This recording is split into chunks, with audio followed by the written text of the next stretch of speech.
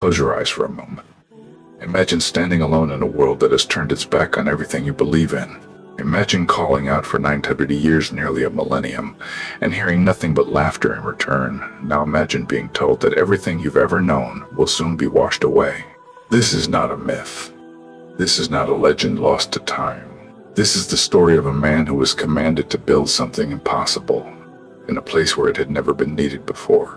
A man who stood firm when the earth beneath him crumbled. A man whose name still echoes across centuries, across faiths, across the hearts of billions. His name was Nuh, and his story will change the way you see patience, faith, and what it truly means to hold on when the whole world lets go. In the next hour, you're going to walk beside a man who lived longer than empires, who witnessed the rise and fall of entire generations, and who was entrusted with one of the most profound missions ever given to a human being.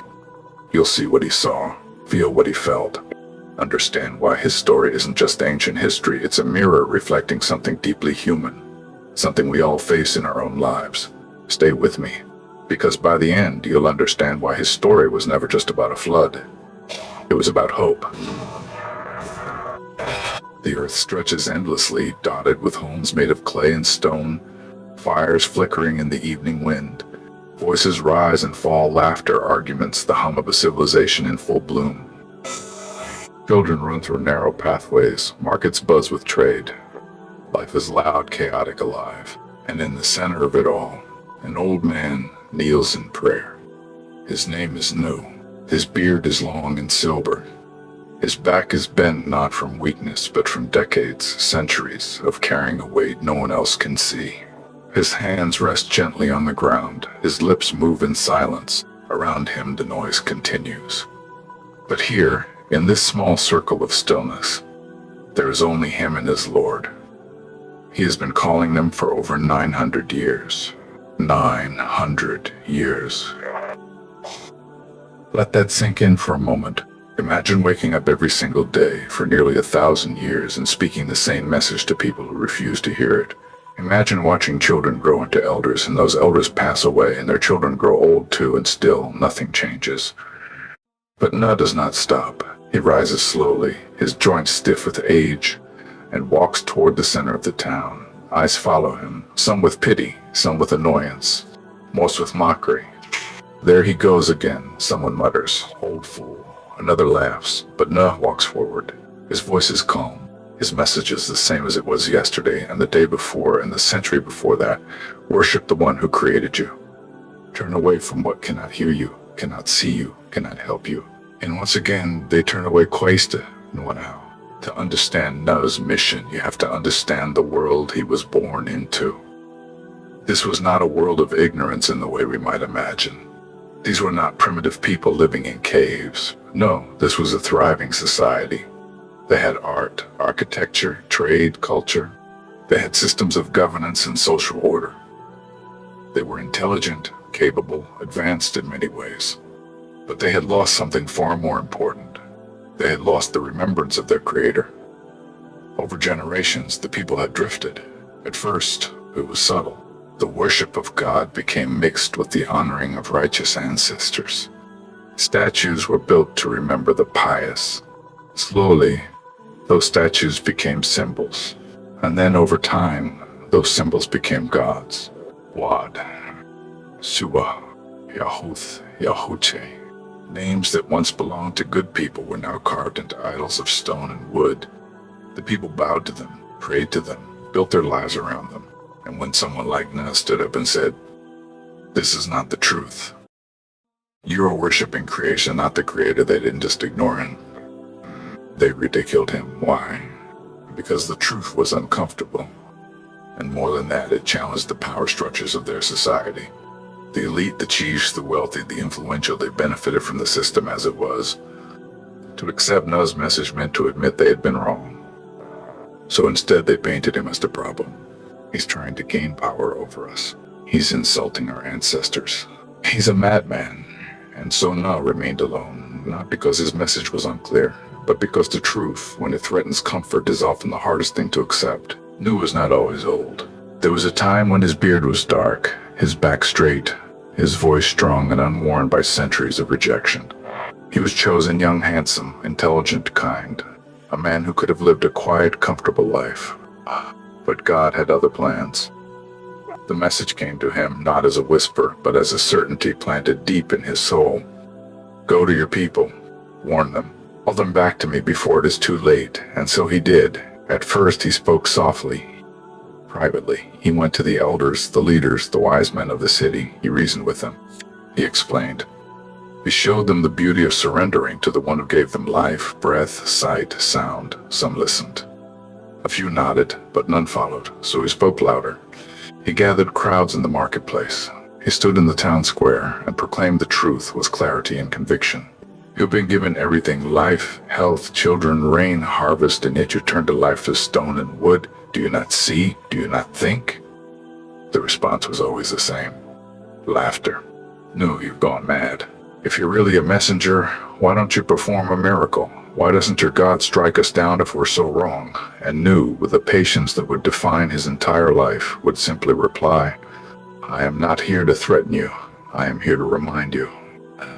Yours. Years passed. Then decades.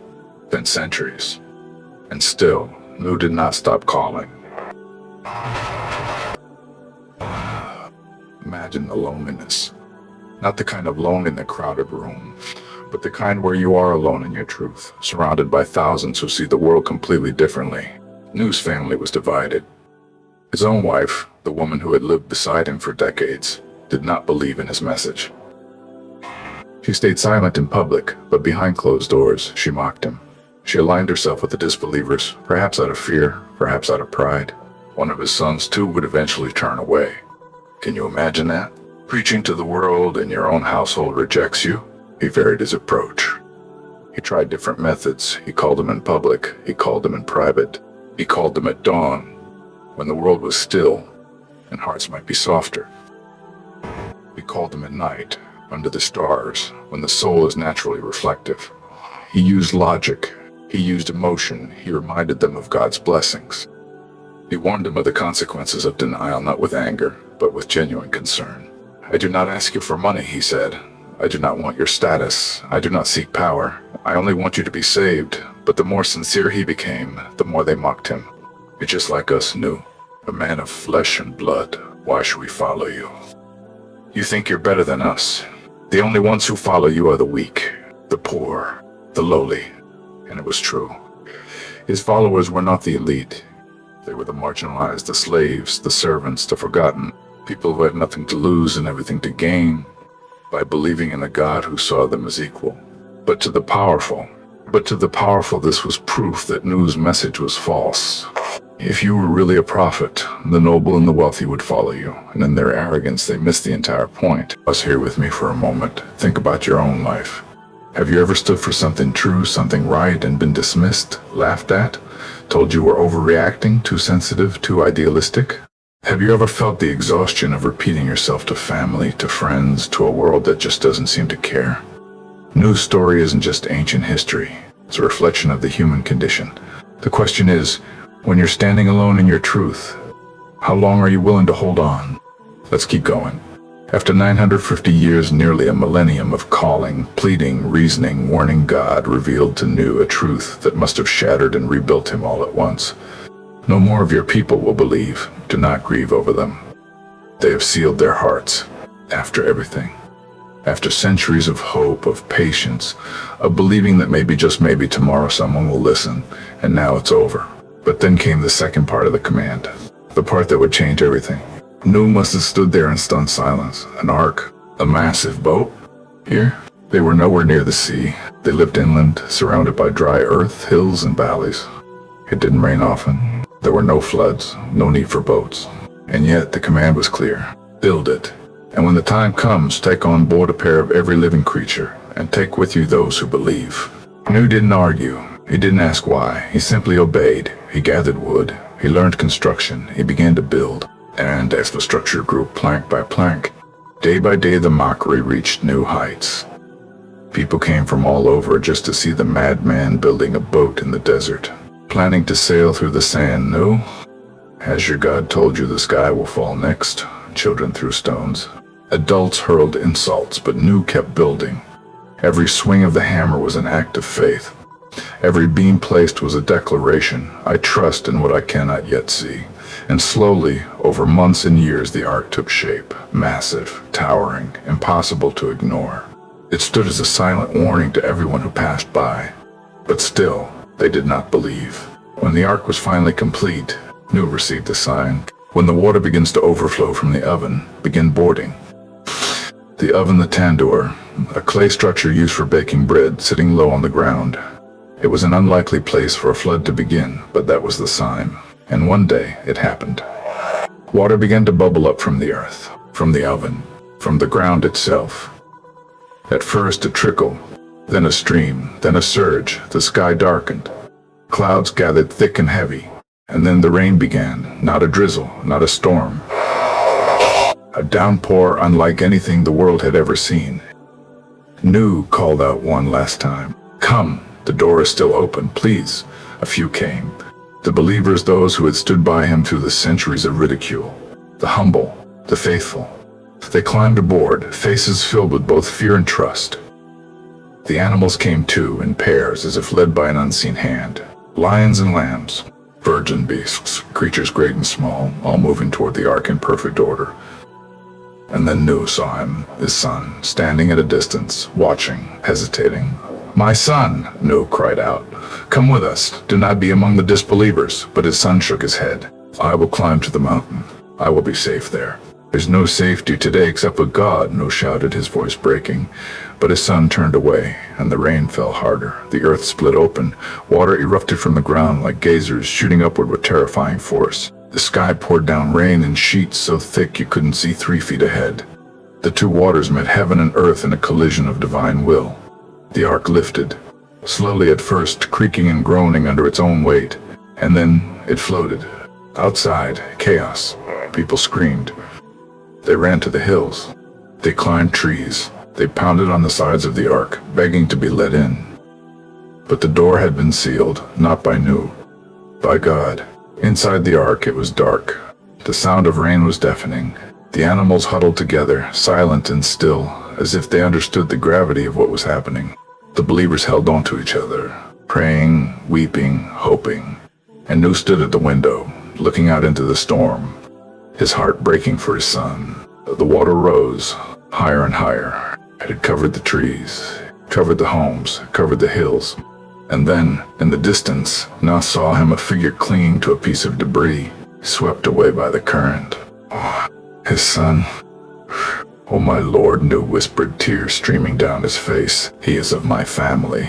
And God answered gently but firmly. He is not of your family. He is of those who chose disbelief. Do not ask of me what you do not know. And in that moment, Nuh understood. Faith is not inherited, it is chosen. For weeks, maybe months, the ark drifted across an endless ocean where there had once been land.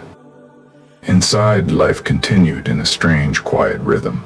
The believers cared for the animals. They rationed food, they prayed together, they comforted one another, and slowly the rain stopped.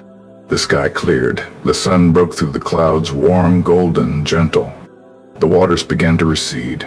Then, one day, the ark came to rest, gently, firmly, on the peak of a mountain. God commanded, disembark in peace, blessings upon you and upon nations to come from those with you. The door opened, fresh air rushed in, the smell of wet earth, the sound of birds. Nuh stepped out onto solid ground, his knees buckled. He fell to the earth and wept, not from sadness, but from overwhelming relief, gratitude, and awe. They had survived. Life would begin again. Lived for many more years after the flood. He saw his descendants spread across the earth. He saw new communities form, new families grow. But he never forgot. He never forgot the 905 years of calling. He never forgot the faces of those who mocked him. And he never forgot the son he couldn't save. But through it all, one truth remained: he had been patient. He had been faithful, and in the end, God's promise had come true. So what do we learn from Nuh? We learn that truth doesn't need a majority to be true. We learn that patience isn't passive, it's active, intentional, and deeply courageous. We learn that faith sometimes means building an ark in the desert. We learned that we cannot force belief onto others, not even those we love most. And we learned that standing alone in truth is better than standing with thousands in falsehood. But here's the part that hits the hardest. Nuh was not a superhuman. He was not made of stone. He felt every rejection, every insult, every moment of loneliness. When his son drowned, he didn't just move on. He grieved, he questioned, he hurt, but he also submitted. He said, "O my Lord, I seek refuge in you from asking what I do not know. If you do not forgive me and have mercy on me, I will be among the losers." And that right there is the peak of his story. Not the flood, not the miracle of survival, but the moment a man, after 1,000 years of service, still saw himself as nothing without God's mercy. That is humility. That is faith. Nuh's story lives on because it speaks to something timeless. In a world that pressures us to blend in, to stay quiet, to go with the flow, Nuh stood firm. In a world that measures success by popularity and approval, Nuh measured it by truth. In a world that mocks patience and demands instant results, Nuh waited 950 years. You don't have to be a prophet to live by his example. Maybe your ark is a dream everyone laughs at. Maybe your flood is a test you didn't see coming. Maybe your 950 years is the daily grind of showing up when no one notices. But if Nuh teaches us anything, it's this. Your faithfulness is not measured by how many people follow you. It's measured by whether you're still standing when the storm comes. Nuh's name means rest or comfort. And perhaps that's the most beautiful irony of all. A man who endured centuries of hardship became a symbol of peace. A man who built a boat in the desert became the one who saved life itself. So wherever you are right now, whether you're building something no one believes in, calling out to people who won't listen, or holding on to hope when the world says let go, remember Nuh. Remember that the ark was built one plank at a time. Remember that the rain eventually stopped. And remember that sometimes the greatest act of faith is simply to keep going, even when you're standing alone, because in the end you're never truly alone. And the one who commanded the ark to float is the same one holding you now. And it was said, "O earth, swallow your water. O sky, withhold your rain." But the lesson remains.